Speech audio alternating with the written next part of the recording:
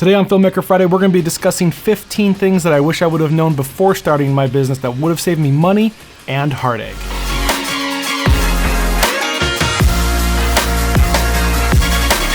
What's up, everybody? My name's Jason from Night Owls Media and For Love Films.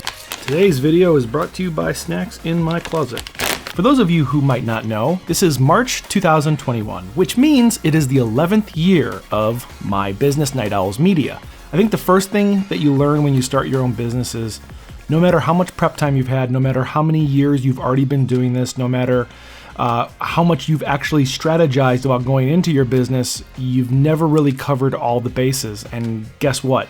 That's okay. We've all been there. When I started my business in 2010, it was due to not only a desire to create video, but also to get out of the line of work I was in. And we came up with a big plan. We designed the whole thing out and we thought we'd hit the ground running. But of course, as you grow as a business, new things pop up all the time. And I think a lot of these things I didn't really know in the beginning, and it came from years of either screwing up or years of just, oh, this is how this works.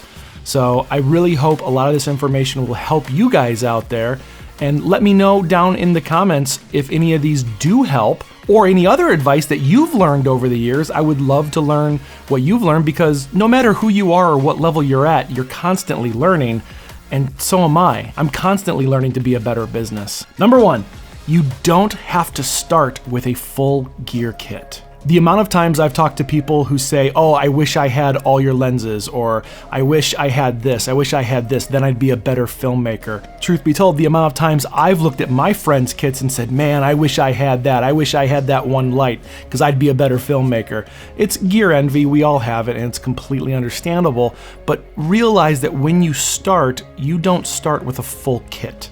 You will grow your kit over time. You will buy new lenses here and there. You will buy new cameras. You'll buy lights and mics and reflectors, and all this stuff you see behind me wasn't bought within my first year of business. It was bought over the 11 years that I've been making film productions. On this note, I do have some awesome advice. Your camera will always change. You will always upgrade your camera to the next coolest thing whenever it comes out, whenever you need it. However, good glass, good lenses will stick with you forever.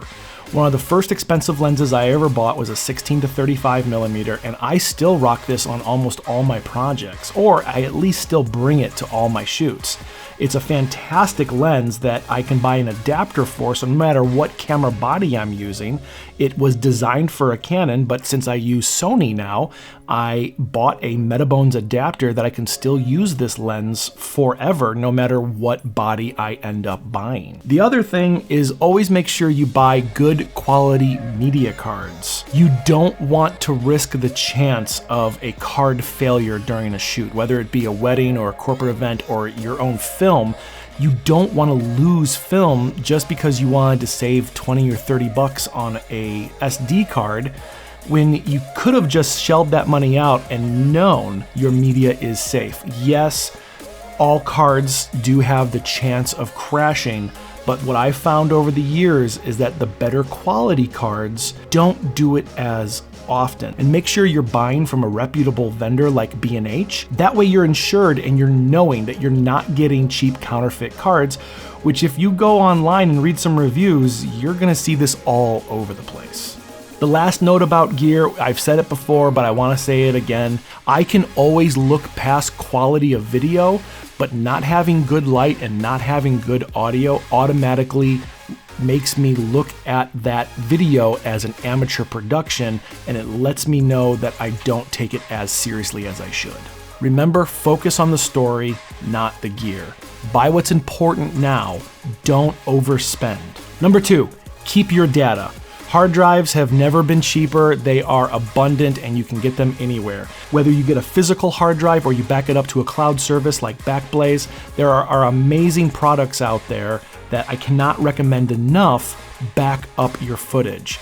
My first few years before I actually started my business, I filmed a few commercials, I filmed a few short films and music videos that I threw away the raw footage with because I didn't think I would ever need it.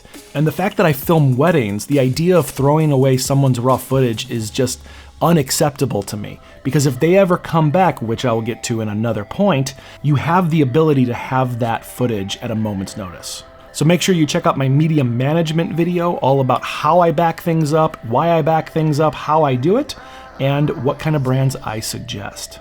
Number 3, networking is cheaper than advertising.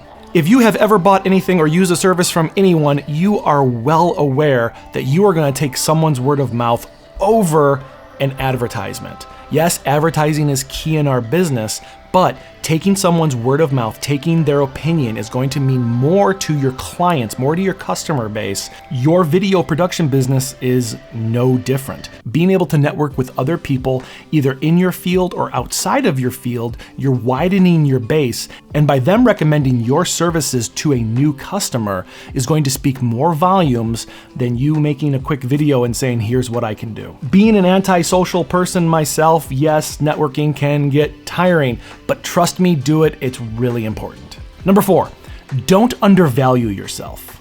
Giving too much free work or free product makes your clientele look at your product as having less value. So by giving too much away or giving too much away at a low cost, you are undervaluing yourself, your service, and your business. Make sure you value your business for what it is, something worthwhile. On this note, your booking percentage should not be 100%. Yes, it would be fantastic if everyone who contacted us would book with us, but by everyone booking with you all the time, that means your prices are too low. That also means you're gonna burn yourself out way too easy and you're not gonna grow as a business. Number 5, I might get a little flack from this one, but hire fast, fire fast. Your job as the boss is to bring in more work. Whether that's by shooting something super amazing or by actually contacting more businesses, reaching out to more clients and bringing them in and getting those contracts signed. Delegate the jobs that need to be done. If you aren't strong at editing, hand that off to someone else so you can focus on bringing in more work.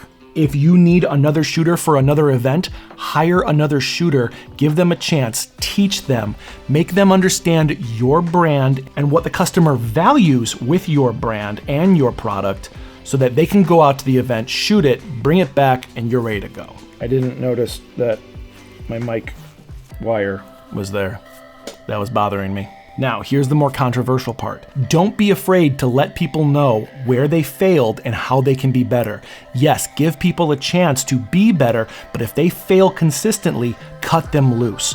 Your brand, your products are only as good as the people inside your brand. So on that note, if someone isn't cutting it, cut them loose. Give someone else a chance, move on, focus on your brand. Number 6, get a lawyer. The number of times I've seen people online saying that they created their own contract and they just wrote something together and hobbled stuff from other contracts they found online makes my soul cringe. To be completely honest, I started that way too, and I had a lawyer friend look over it, make some changes, and then give me the alterations back. The amount of things a lawyer can bring to the table with your contract is amazing. When I hired my lawyer last year to revise our contract, the amount of things that was missing from my contract, I had no idea.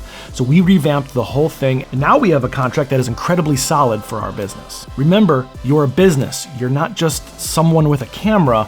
This is your livelihood. On that note, number 7, get a CPA. So from a very early stance in my business life, I had a CPA doing my taxes, but it wasn't until I actually understood what a CPA does and what it means to your business that I truly valued their service. If the US government comes a-knocking and wants to audit your business, are you ready as an individual to take that responsibility on? Now, if the government does come a-knocking for an audit, they need to contact your CPA, and your CPA will handle that for you. Number 7, every mistake is a journey. Yes, messing up can be devastating in the moment. Whether you lose a file, you don't get a shot at an event, you miscommunicate with your client and end up losing a sale. It sucks. We've all been there. But every mistake is a journey that will better you as a business person and as a business itself. You will learn so much more from making a mistake than a win. Something that I didn't think about while I was shooting this, I have this teacup that sits on my desk at all times, and there's an old samurai saying on it that says, fall 7 times, stand up 8.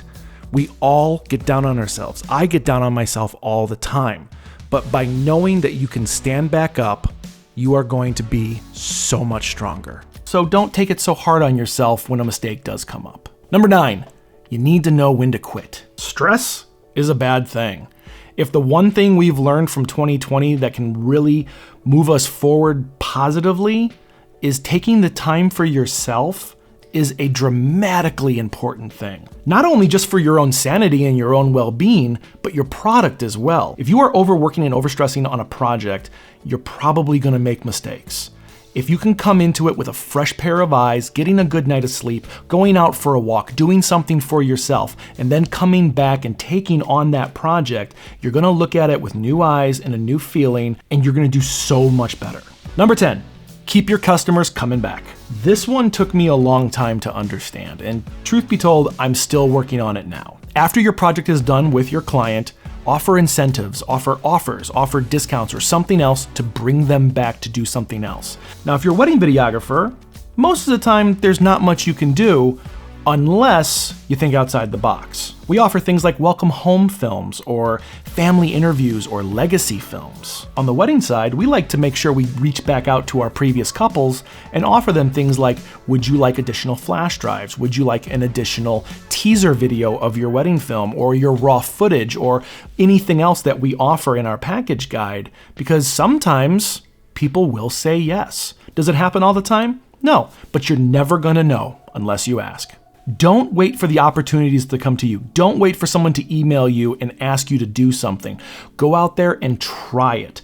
Again, if it fails, you know better for the next time. If you do a sales pitch to one person one way, you have nothing to lose. Try new things, because if you fail, then you're just gonna know how to do it better the next time. Number 11, improve your talking and communication skills. In 2008, I started a podcast because I felt that my conversation skills were lacking. I had spent the previous 3 years literally sitting in editing rooms nonstop, so my conversation skills kind of went into the dumpster. I started my podcast to up my vocabulary, to up my conversational skills, and even more importantly than that, I have a really bad stutter.